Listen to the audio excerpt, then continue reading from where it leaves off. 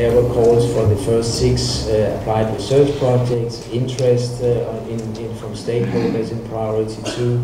We also launched the database project, which is a very important project as well. And we wanted to staff up this pool of experts that could be then, used by the monitoring committee to staff the sounding board correlated to these first 6 applied research projects.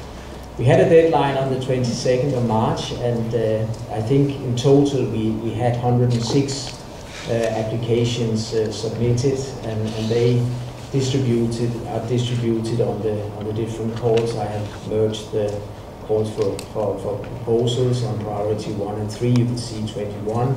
The stakeholder interest generated 31 expression of interest, and I think we had 54 expression of interest from experts around Europe that wanted to be part in this supporting activity of sounding boards.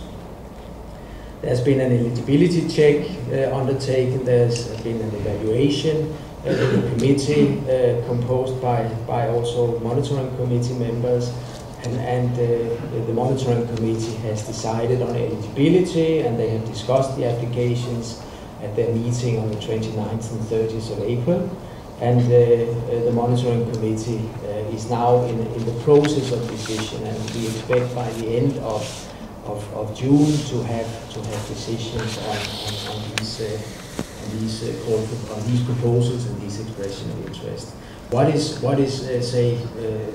delaying things a little bit is that we need to have all the formal documents for 31 countries, in an impeccable state, and this is taking a little bit more time than previewed.